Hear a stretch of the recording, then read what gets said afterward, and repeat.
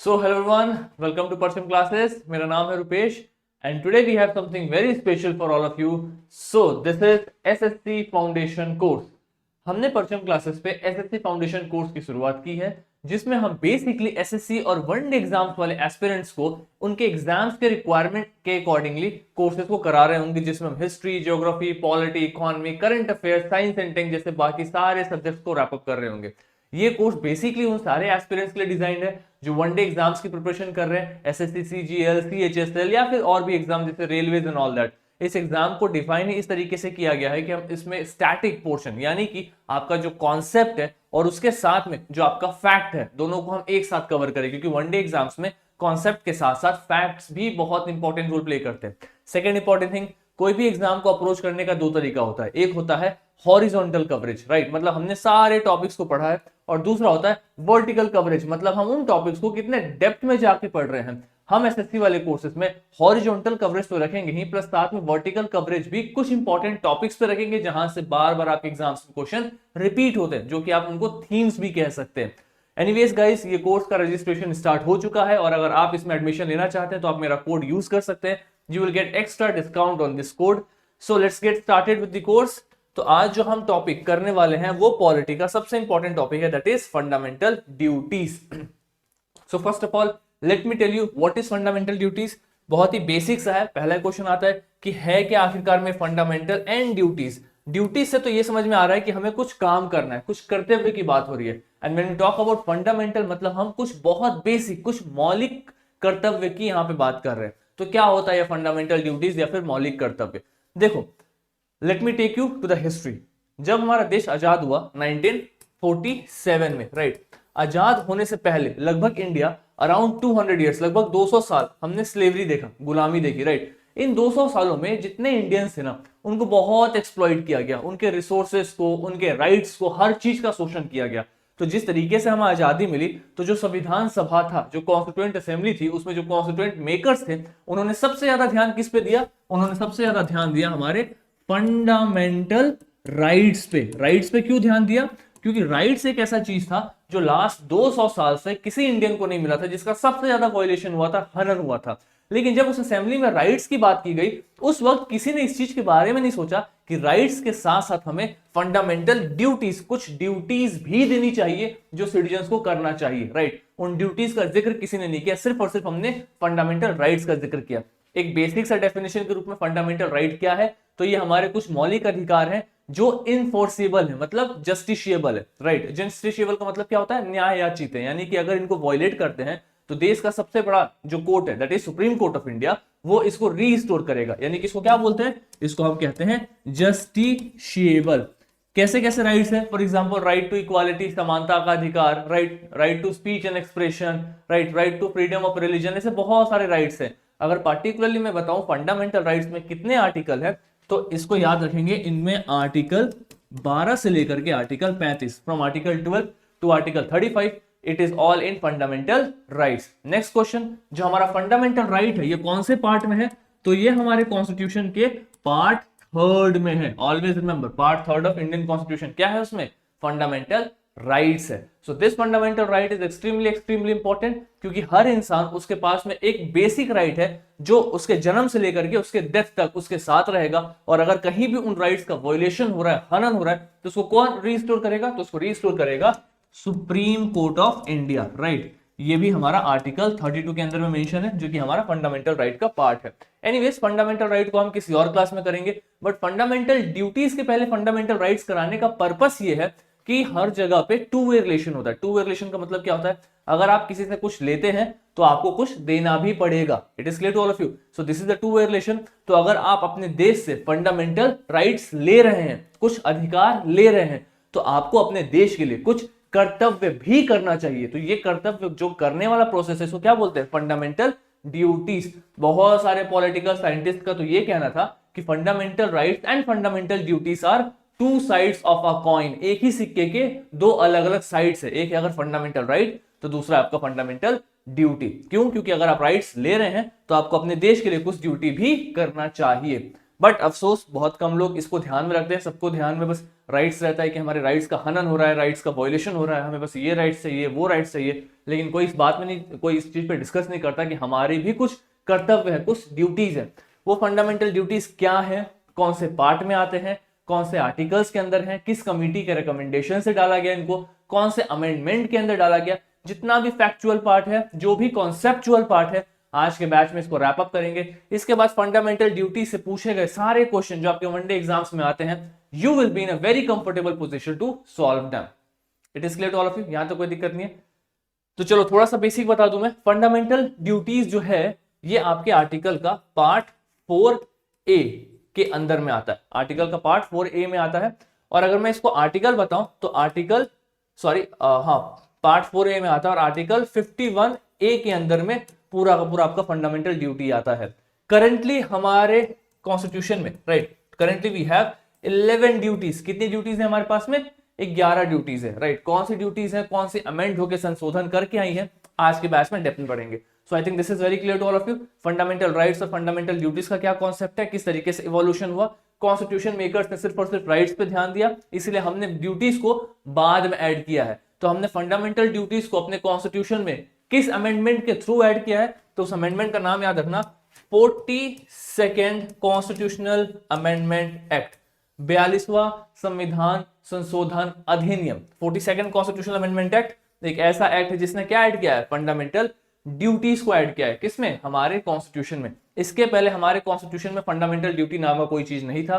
Fundamental right exist कर रहा था, हम हमेशा अपने देश से राइट्स तो ले रहे थे, लेकिन इन रिटर्न हमारे ऊपर में कोई मोरल ऑब्लिगेशन नहीं था कि हमें कुछ करना चाहिए। ये जो मोरल ऑब्लिगेशन है जो हमें मिला है, this is what we have got from 42nd constitutional amendment act, that is 1976, right. ऐसे बेसिक से क्वेश्चन है, इसका ईयर के ऊपर में दे कैन आस्क क्वेश्चन, थोड़ा सा इसको ध्यान में रखेंगे, उसके बाद में टॉपिक आपका रैप अप होते चला जाएगा। एनीवेज, गोइंग अहेड, फंडामेंटल, ठीक है, राइट्स एंड फंडामेंटल ड्यूटीज। चलो एक थोड़ा सा मैं आपको डिफरेंस बताता हूं कि क्या डिफरेंस है फंडामेंटल राइट्स में, फंडामेंटल ड्यूटीज में। ये डिफरेंस थोड़ा सा क्लियर है तो फिर दोनों का कंपैरिजन करना आसान है। तो देखो, just a second, yes. So what is the relation between the fundamental right and fundamental duty? The first relation is, see, the Constitution of India not only guarantees fundamental right but also outline fundamental duties. पता है Constitution में सिर्फ fundamental right की बात नहीं कही गई है, fundamental duties की भी बात की गई है।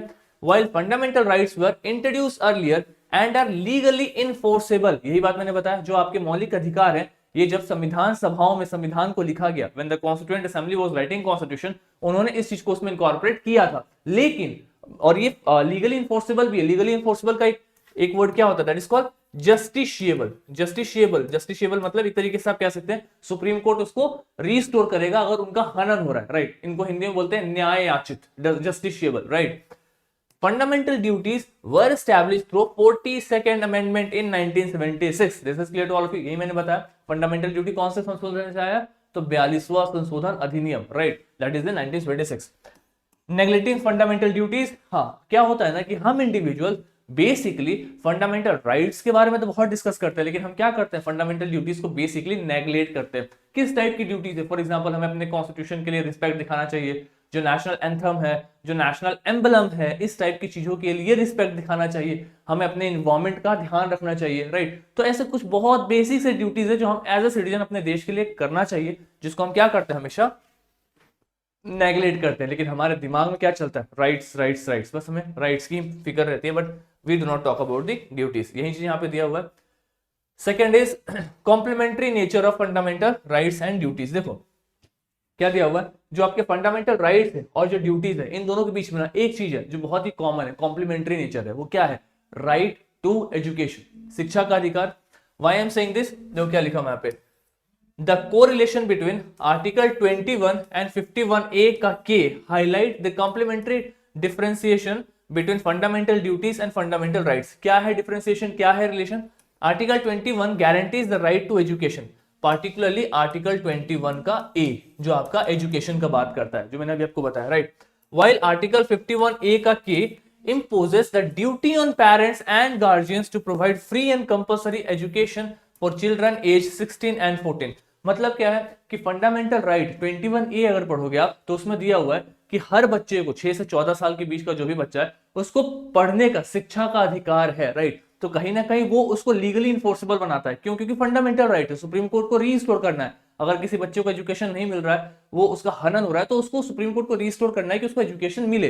लेकिन अगर सेम चीज को हम फंडामेंटल ड्यूटीज में ऐड करते हैं तो ये लीगली इन्फोर्सेबल नहीं है। ये हमारी मोरल ड्यूटी है कि हमारे सोसाइटी में कोई भी ऐसा बच्चा दिख रहा है जो एजुकेशन नहीं ले पा रहा, जो इस एज ग्रुप ब्रैकेट में, so it is our duty, it is our responsibility that we should take care of such people, such students, और उनको हम स्कूल्स में भेजें। तो क्या डिफरेंस है? जो फंडामेंटल राइट है सेम चीज को बोल रहा है बट वो लीगली इन्फोर्सेबल है, लेकिन जो फंडामेंटल ड्यूटीज है इवन आफ्टर वो सेम चीज को बोल रहा है वो लीगली इन्फोर्सेबल नहीं है, वो एक मोरल ऑब्लिगेशन है। तो जब भी हम फंडामेंटल ड्यूटीज को पढ़ेंगे हमेशा याद रखना ये word, moral obligation, very very important. आपके ऊपर में मोरल ऑब्लिगेशन है, मतलब मोरली सैंक्शन है कि आपको ये करना चाहिए, right. Even if you do not do that, ऐसा कोई बहुत बड़ा इशू नहीं है, but yes you should do this as a moral obligation, right.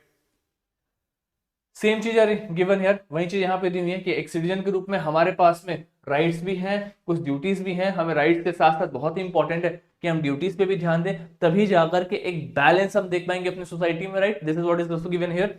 और एक चीज बताया हुआ है कि ये ड्यूटीज इंपॉर्टेंट क्यों है, क्योंकि इसलिए इंपॉर्टेंट है ताकि हम अपने आप को जो लॉ है, जो रूल्स है, जो कॉन्स्टिट्यूशन है, उसके अकॉर्डिंग एडहेयर करके चल सके। मतलब कुछ ऐसी बेसिक सी चीजें जो लॉ में अगर नहीं दी हुई हैं तो हम उसको खुद से करें on the basis of our legal और मोरल सैंक्शन, ताकि सोसाइटी में चेंजेस देखने को मिले। जरूरी नहीं है कि हर चीज करने के पीछे एक लॉ होना चाहिए कि अगर आप नहीं करेंगे तो फिर दंडनीय अपराध है, it is a punishable offence. कुछ चीजें ऐसी भी होना चाहिए जो हमें अपनी तरफ से ध्यान में रखना चाहिए कि yes we should do this as a citizen of India. अभी बहुत लोग बोलते हैं सफाई देखो, आसपास में कचरा नहीं फैलाना चाहिए, तो इसको लेकर के आप कोई लॉ नहीं बना सकते कि कचरा अगर आप फैला रहे हो तो आपको जेल हो जाए, बिकॉज उसका कोई पैरामीटर नहीं है। कितना कचरा फैलाना, किस चीज को फेंकोगे तो समझ में आएगा कि कितना कचरा फैल रहा है, राइट। इसका कोई पैरामीटर फिक्स नहीं है। इसलिए ऐसी जो चीजें होती है ना, जो थोड़ी सी रैंडम है, वास्ट है, जिसका कोई डेफिनेशन नहीं है, पैरामीटर नहीं है, कहीं ना कहीं हम उन्हें ड्यूटीज के अंदर में देखते हैं ताकि लोगों के ऊपर में एक मोरल सैंक्शन लगे कि चलो यार हमें अपनी तरफ से करना चाहिए, इवन दो ये लीगली इन्फोर्सेबल नहीं है। This is clear to all of you, यहां तो कोई दिक्कत नहीं है। उसी टाइप की चीजों को हम फंडामेंटल ड्यूटीज में रखते हैं। कितनी ड्यूटीज है अभी हमारे पास में? There are around 11 fundamental duties that serve the guiding principles for citizens. This is clear to all of you. चलो इफ यू गो अहेड, तो अब आते हैं कुछ बैकग्राउंड पे। देखो बैकग्राउंड क्या बता रहा है कि if you look at to emergency वाला टाइम, दैट इज 1975 से 77 का, क्या हुआ है? The Congress party establish the Sardar Swaran Singh committee 1976। देखो हुआ क्या है 1976 में, राइट। कौन सी? सरदार स्वरण सिंह कमेटी को स्टैब्लिश किया गया। कौन से ईयर में? 1976 में। और ये कमेटी ने क्या किया? इसी कमेटी ने सबसे पहली बार रिकमेंडेशन दिया था कि हर सिटीजन के पास में कुछ फंडामेंटल ड्यूटीज होने चाहिए। Every citizen of India should have some fundamental duty. इसके पहले फंडामेंटल ड्यूटी का कॉन्सेप्ट था ही नहीं। It is because of this committee the concept of fundamental duties come to picture. इस कमिटी के बाद ही जाकर के फंडामेंटल ड्यूटीज यानी कि मौलिक अधिकार का कॉन्सेप्ट सामने आता है। That is what is given by this committee. तो अगर एग्जाम में पूछ दिया जाए कि अच्छा ये बताओ कि जो फंडामेंटल ड्यूटी का कॉन्सेप्ट आप देख रहे हो इसकी शुरुआत किसने की? The answer is Sardar Swaran Singh committee. कब? तो 1975 के आसपास में, राइट। इन्होंने एक स्पेशल सा चैप्टर डाला था, राइट, फंडामेंटल ड्यूटीज को हमें ऐड करना चाहिए कॉन्स्टिट्यूशन में। फिर जाकर के जब हमारा 42nd कॉन्स्टिट्यूशनल अमेंडमेंट एक्ट होता है, उन्होंने इस चीज को इनकॉर्पोरेट किया 1976 में और फंडामेंटल ड्यूटीज को ऐड किया। इसको किस में ऐड किया गया? पार्ट 4A के अंदर में ऐड किया गया। अब देखो पार्ट 4 क्या है, 3 क्या है, एक बार ये देख लो। आपका जो पार्ट 3 है ना इंडियन कॉन्स्टिट्यूशन का, राइट, ये बात करता है फंडामेंटल राइट्स के ऊपर में। जो आपका पार्ट 4 है, राइट, ये बात करता है directive principle of state policy. मैंने आपको पढ़ाया था chapter directive principle of state policy. अब जाके प्लेलिस्ट में देख सकते हैं। क्या बोलते हैं? राज्य के नीति निर्देशक तत्व, हिंदी में कहते हैं इसको directive principle of state policy. किसमें? पार्ट 4 में है। अगर मैं फंडामेंटल राइट की बात करूं तो कौन से आर्टिकल थे? Article 12 to article 35। अगर हम डीपीएसपी की बात करते हैं तो कहां से कहां तक थे? आर्टिकल 36 से आर्टिकल 51, राइट, 36 से आर्टिकल 51। अब ये तो पार्ट 4 थे, लेकिन जब हम फंडामेंटल ड्यूटीज की बात करते हैं तो वो आते हैं आपके पार्ट 4 के ए में। मतलब हमने इसको अमेंड किया है और ये कौन सा आर्टिकल है 36 से 51, तो 51 इसका लास्ट है, तो इसका आएगा आर्टिकल 51 का A. Are you getting this? मतलब इसको हमने बाद में अमेंड करके डाला हुआ है, अदरवाइज अगर कॉन्स्टिट्यूशन में बनाया गया होता तो हो सकता है कि शायद इसको पार्ट 4 ए की जगह, मतलब पार्ट 4 ए तो ऑब्वियसली नहीं होता, हो सकता है इनको पार्ट 5 में डाल देते या कोई और पार्ट में डालते, मतलब that is a different thing. लेकिन चूंकि हमने इसको अमेंड किया हुआ है इसलिए हमने इसको क्या किया, पार्ट 4 में ही 4 ए के अंदर में इसको डाल दिया, राइट। और आर्टिकल यहाँ पे 51 कंप्लीट हुआ, तो 51 ए के अंदर में कितनी ड्यूटीज डाली हमने, तो हमने इसके अंदर में 11 ड्यूटीज डाली है। Always remember why I am asking this, कितनी ड्यूटीज डाली है, क्योंकि इस पे आपके एसएससी में एग्जाम में क्वेश्चन पूछा जाता है कि फंडामेंटल ड्यूटीज, मौलिक कर्तव्य में कितने कर्तव्य हैं, कितनी ड्यूटीज है। The answer is 11 duties. Are we clear on this? यहां तक कोई दिक्कत नहीं, सबको समझ में आ रहा है? देखो ये जो भी फैक्चुअल चीजें बता रहा हूं ना, जो आपका वनडे एग्जाम होता है, एसएससी का एग्जाम है, सीजीएल का, सीएचएसएल का, राइट, बैंकिंग का, इनफैक्ट जो भी आपका वनडे एग्जाम होता है, इन एग्जाम्स के अंदर में फैक्चुअल क्वेश्चन ज्यादा पूछे जाते हैं, राइट। कॉन्सेप्ट चेक करते हैं वो, बट कॉन्सेप्ट्स के साथ साथ वो फैक्ट्स की अंडरस्टैंडिंग भी देखते हैं कि कितने माइन्यूट लेवल पे आपको फैक्ट्स पता है। तो इस पे क्या क्या क्वेश्चन पूछ सकते हैं, इस पे वो क्वेश्चन पूछ सकते हैं कि अच्छा ये बताओ किस कमेटी के रिकमेंडेशन से फंडामेंटल ड्यूटी को लाया गया, तो क्या बोलोगे आप, सरदार स्वरण सिंह कमेटी, राइट। ये पूछा जा सकता है कब लाया गया, तो बोलोगे 42nd अमेंडमेंट 1926। ये पूछा जा सकता है कि इसके अंदर में कितनी ड्यूटीज हैं, तो क्या बोलोगे 11 ड्यूटी है। ये पूछा जा सकता है कि ये कौन से पार्ट के अंदर में, तो क्या बोलोगे 4A के अंदर है। ये पूछा जा सकता है कि इसमें कौन से आर्टिकल के अंदर है, तो बोलोगे क्या 51A के अंदर में। तो can you see this how much of question जो फैक्ट से यहां से बन सकते हैं, and they are extremely extremely important. इनकी जितनी भी ड्यूटीज है, अभी मैं आपको ड्यूटीज बताऊंगा, उनको रट्टा नहीं मारना है, बस उनके की टर्म्स को हाईलाइट कर लेना है कि अच्छा इन्वायरमेंट वाला इसके अंदर है, एजुकेशन वाला इसके अंदर है, बस हाईलाइट करके चलोगे ना तो ड्यूटीज ध्यान में रहेंगी। ऐसा नहीं पूछता कि बताओ इसमें से कौन सी ड्यूटी है कौन सी ड्यूटी नहीं है, इस टाइप का नहीं पूछेगा, बट ऐसे टाइप के क्वेश्चंस पूछ सकते हैं। एक क्वेश्चन जो मैं आपसे पूछता हूं कि आप मुझे ये बताएंगे कि जो फंडामेंटल ड्यूटीज हैं ये कौन से कॉन्स्टिट्यूशन से हमने विड्रॉ किया है, कौन से कॉन्स्टिट्यूशन से हम इंस्पायर होकर के हमने इसको अपने कॉन्स्टिट्यूशन में डाला है फंडामेंटल ड्यूटीज को। चलो, so I think this is clear to all of you. यहां तक किसी को कोई दिक्कत नहीं है, ये यहां तक सबको सब कुछ क्लियर है, राइट। अब हम आगे की तरफ में चलते हैं। तो इनकॉर्पोरेटिंग ड्यूटीज, ये मैंने आपको बता दिया कि इसी ड्यूटी को जो सरदार स्वरण सिंह कमेटी के रिकमेंडेशन पे थी, सेम चीज को हमने किस में इनकॉर्पोरेट कर दिया, 42nd कॉन्स्टिट्यूशन अमेंडमेंट एक्ट के थ्रू अमेंड कर दिया, रेकमेंड कर दिया। हाँ, अब एक इंपॉर्टेंट, हमने इसके अंदर में स्टार्टिंग में 10 ड्यूटीज डाली थी, 10 ड्यूटीज थी, राइट। लेकिन ड्यूटी एजुकेशन की, पढ़ाई करने की, पढ़वाने की ड्यूटी, ये जो है इसको हमने डाला है 2002 में। कब डाला है, 2002 में। एंड कौन सा अमेंडमेंट में था, तो I am not exactly very clear about this, but I think it was around 86 amendment. एक बार आप इसको क्रॉस चेक करेंगे तो 2002 में एक अमेंडमेंट, एक संशोधन करके हमने ये एजुकेशन को डाला है, आर्टिकल 51K को। इसको ऐड करने के बाद में हमारा जो 10 था वो कितना हो गया, अब टोटली 11। टोटली अब कितने ड्यूटीज हो गए, right now we completely have 11 duties after adding this one, right, duty to education. तो आपसे क्वेश्चन पूछा जा सकता है किस साल में ऐड किया गया, कौन सा आर्टिकल है, तो 51 का के है, और क्या है ये मैंने आपको बता दिया, 6 से 14 ईयर्स तक के बच्चों को पढ़ने के लिए। इसको एक फॉर्मल रीडिंग करेंगे फिर आगे चलेंगे।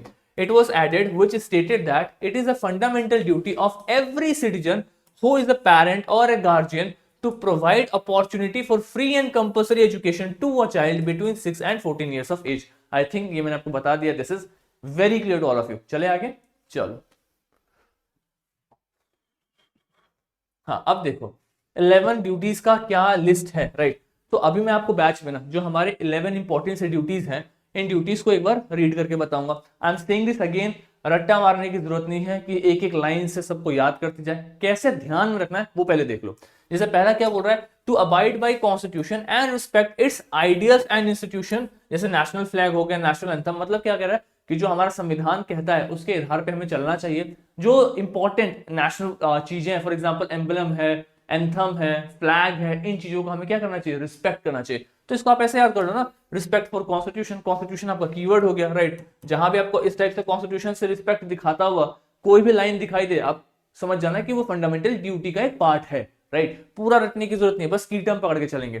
To cherish and follow the noble ideas inspired by struggle for freedom. देखो जो नेशनल स्ट्रगल फॉर फ्रीडम पे जिन आइडियाज के बेसिस पे हमने अपने देश को आजाद किया, उसको हमेशा हमें चेरिश करना चाहिए, राइट। ऐसा ना हो कि हम अपने फ्रीडम फाइटर्स को लग गए गाली देने, क्या मोमेंट किया था, ये खराब था वो खराब था, ऐसा नहीं होना चाहिए। जो नेशनल फ्रीडम स्ट्रगल का पार्ट था, that was very very important and it is the by product of that we are here, right. तो हमें उसको रिस्पेक्ट करना चाहिए, that is what is given है। क्या लिखा हुआ है? To cherish and follow the noble ideals which inspired our national freedom struggle, जो भी आइडियाज थे जिस बेसिस पे हमारा राष्ट्र संघर्ष हुआ देश को आजाद करने के लिए, उसको हमें चेरिश करना चाहिए। तो ये नेशनल स्ट्रगल फॉर फ्रीडम, ये आपका एक कीवर्ड हो गया कि अगर स्ट्रगल फॉर फ्रीडम कहीं कुछ करके आ रहा है तो आपका फंडामेंटल ड्यूटी का पार्ट हो सकता है, ये आपका सेकंड कीवर्ड है। तीसरा क्या है? To uphold and protect the sovereignty, बस सॉवरेनिटी को हाईलाइट करके रखना।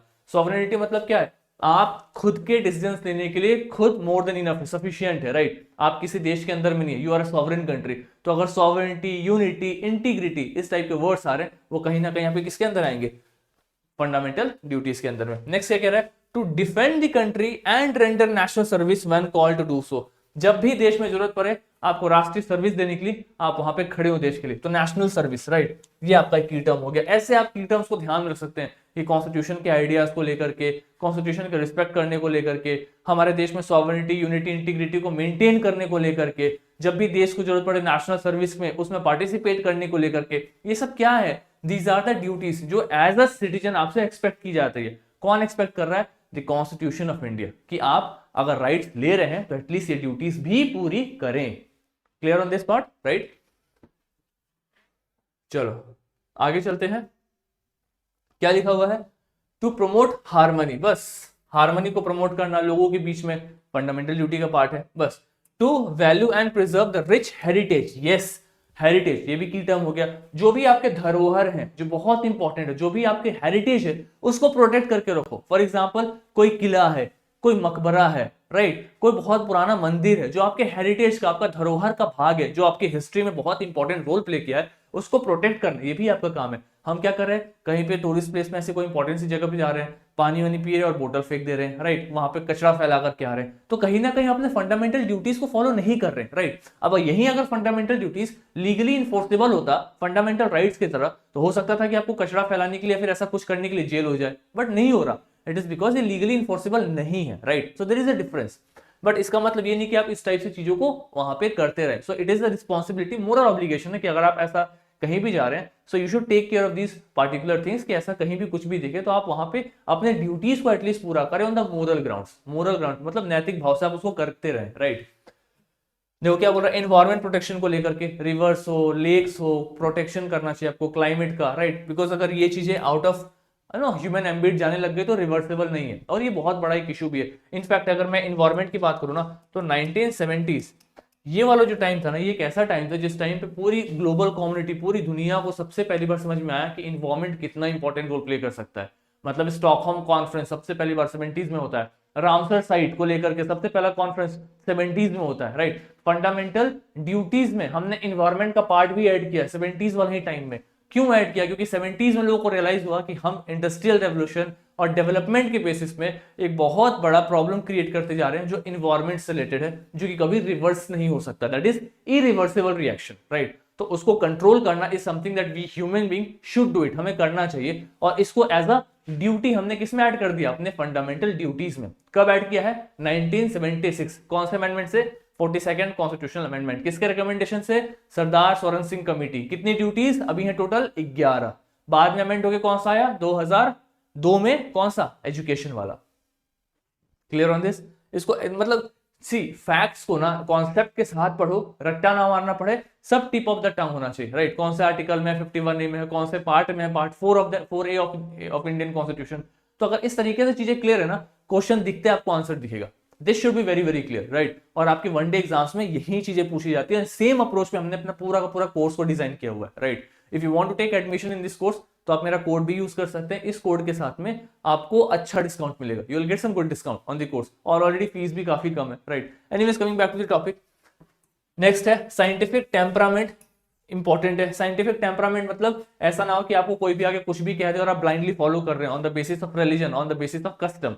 कोई कुछ भी कहे तो उसके पीछे थोड़ा सा लॉजिक लगाना है, उसका साइंटिफिक टेम्परामेंट चेक करना चाहिए। इट इज नॉट समथिंग कोई कह दे कि इस तारीख को अगर तुम ये कर लोगे तो तुम्हारे साथ ये हो जाएगा, और कोई ऐसा आप प्रोसेस फॉलो कर रहे हैं और आपका एक्सप्लॉइटेशन होना स्टार्ट हो गया, तो ऐसा ना हो। इसलिए क्या है, साइंटिफिक टेम्परामेंट बहुत इंपॉर्टेंट है। हम कितने भी पढ़े लिखे लोग हो, लेकिन हम ये साइंटिफिक टेम्परामेंट बहुत कम डेवलप कर पाते हैं। इनलाइटनमेंट इसको भी कह सकते हैं आप। सो दिस इज ऑल्सो इंपॉर्टेंट। ये भी किसमें दिया हुआ है? फंडामेंटल ड्यूटीज में। नेक्स्ट क्या है, to safeguard public property. अब ये तो बहुत इंपॉर्टेंट है, थोड़ा सा लोग दंगे करना स्टार्ट करते हैं, पब्लिक प्रॉपर्टी चलाने लग जाते हैं, तो कहीं ना कहीं तो आपका ड्यूटी के अगेंस्ट में, you should not do this. तो इस टाइप के जो भी मैं आपको की टर्म्स बता रहा हूं ना, they are extremely extremely important. In rarest condition अगर एग्जाम में कहीं ऐसा पूछ दे तो बस आपको एक की टर्म को पकड़ना है, की टर्म जैसे दिख गया यू गॉट द आंसर, ये आपका फंडामेंटल ड्यूटी है। पूछने का चांस ये है कि बाद में संशोधन के द्वारा किसको ऐड किया गया, तो एजुकेशन वाला, वो मैंने आपको ऑलरेडी याद करा दिया, बस उसको ध्यान रखना। 6 से 14 ईयर्स तक बच्चों को पढ़ाई मिलनी चाहिए, एजुकेशन मिलना चाहिए, ये ड्यूटी है पेरेंट्स का, गार्जियन का, हम सारे सिटीजन्स का, right. So this is important, जो किसमें ऐड किया गया है 2002 में, फंडामेंटल ड्यूटी में। फंडामेंटल राइट में कौन से आर्टिकल में, 21A 21A के अंदर में। चलो क्या लिखा हुआ है, इंडिविजुअल लेवल पे, कलेक्टिव लेवल पे हमें कहीं ना कहीं एक्सीलेंस की तरफ जाना चाहिए, डेवलपमेंट माइंडसेट होना चाहिए, ये भी दिया हुआ है। और ये तो मैंने आपको बता दिया एजुकेशन वाला, राइट। तो ये आपके कुछ इंपॉर्टेंट से फंडामेंटल ड्यूटीज हैं जिसको हमने अभी क्लास में डिस्कस किया। So what I want to say is कि आज के बैच में मैंने आपको जो फंडामेंटल ड्यूटी है उसका कोर कॉन्सेप्ट बताया कि फंडामेंटल ड्यूटी कैसे इंपॉर्टेंट है, फंडामेंटल ड्यूटी किस टाइप से एक मेजर रोल प्ले करता है, right. And most importantly fundamental duty किस तरीके से हमारे कॉन्स्टिट्यूशन का एक पार्ट बना, किस कमेटी का रिकमेंडेशन से पार्ट बना। और मैंने आपसे एक क्वेश्चन पूछा है कि फंडामेंटल ड्यूटी किस कॉन्स्टिट्यूशन से इंस्पायर होकर के हमने अडॉप्ट किया है, right. So you have to name the country, किस देश के संविधान से, तो आपको उस देश का नाम देना है, क्वेश्चन पूछा जा सकता है इसके ऊपर में। And trust me after this आपके जो एसएससी के एग्जाम्स है, वनडे एग्जाम्स है, उसके लगभग सारे क्वेश्चन आपको लग जाएंगे। I give you a free hand, आप जाकर के प्रीवियस क्वेश्चन लगाएंगे और वहां पे जाकर के आपको देखना है कि बेस्ड ऑन दिस कॉन्सेप्ट आपके सारे क्वेश्चन लगना स्टार्ट हो जाएंगे। अभी हम जो कोर्स स्टार्ट कर रहे हैं एसएससी का, राइट, उसके एडमिशंस ऑन हो गए हैं and you can enrol yourself in that course. उन कोर्सेज में हम ये इंश्योर करेंगे कि आपके एग्जाम के रिक्वायरमेंट के हिसाब से history, polity, geography, economy, current affair, science, सारे सब्जेक्ट्स में उतना पढ़ाया जाए जिससे आपका एग्जाम क्लियर हो जाए। ऐसा ना हो कि हम उसको इतना डेप्थ में करने लग जाए और पता चला कि आपके एग्जाम का रिक्वायरमेंट कुछ और है और पढ़ कुछ और रहे हैं। ये मिसमैच नहीं होना चाहिए, क्योंकि 90% एस्पिरेंट्स इसी मिसमैच का शिकार में बहुत मेहनत करते हुए भी एग्जाम में फेल हो जाते हैं। सो आवर प्लानिंग इज कि based on the question, based on the pattern, based on the requirement of the exam, based on the syllabus, हमने पूरा कोर्स डिजाइन करेंगे जिसमें बेसिकली वो सारे एस्पिरेंट्स जो इस एग्जाम को हिट करने की कोशिश कर रहे हैं एडमिशन ले सकते हैं। अगर आपका एग्जाम पहले निकल चुका है, कुछ मार्क्स से रुक रहा है, तो भी ये कोर्स आपके लिए इंपॉर्टेंट है, क्योंकि इस कोर्स के बाद में आपके पास में एक बेसिक अंडरस्टैंडिंग डेवलप हो जाएगी और आप थोड़ा सेफ जोन में आकर के खेल सकते हैं, right. Next important thing, course का शेड्यूल क्या है, टाइमिंग क्या है, सब कुछ शेयर हो जाएगा, राइट। परचम के ऐप से ये कोर्स पे आप अपने आप को एनरोल कर सकते हैं, रजिस्ट्रेशन ऑन है। और अगर आप चाहते हैं कि आपको डिस्काउंट मिले तो आप मेरा कोड भी इस्तेमाल कर सकते हैं। ऑलरेडी इन कोर्सेज का प्राइस अभी बहुत ही लोवेस्ट लेवल पे हमने स्टार्ट किया है, बिकॉज इनॉग्रल ऑफर है, बट उसमें भी अगर आप ये कोड का इस्तेमाल करेंगे तो you will get some extra discount over the prices, right everyone. तो आज के बैच को यहीं पे रोकते हैं। आई होप आपको फंडामेंटल ड्यूटी समझ में आया होगा। जो हमारा नेक्स्ट बैच होगा हम उसको हिस्ट्री का करेंगे, that is on upcoming Tuesday, और उसमें मैं आपको गुप्ता एम्पायर पढ़ाऊंगा, राइट। देखता हूं मैं, Gupta empire is a good topic, वहां से भी आपके वनडे एग्जाम से बहुत सारे क्वेश्चन आते हैं। सो पैरेलल टू दिस हम उसको भी कंटिन्यू कर रहे होंगे, right. So this is for today. I hope आप लोगों को क्लास समझ में आई है, राइट। आज की क्लास को यहीं पे रोकते हैं and keep revising, keep studying. जितना रिवाइज करोगे उतना एग्जाम के लिए अच्छा है। पढ़ने से ज्यादा आपको दिमाग में इन चीजों को डाइजेस्ट करना है, digestion part is also very very important. तो आज के बैच को यहीं पे रोकते हैं। जो भी मैंने पढ़ा है इसका पीडीएफ पीपीटी आपको मिल जाएगा, आपको इसको रिवाइज करना और क्या करना है, घर पे आके प्रीवियस ईयर क्वेश्चंस लगाने हैं। चलो, so everyone take care of yourself and this is for today. See you in the next class. तब तक के लिए take care, study well and thank you so much. Thank you.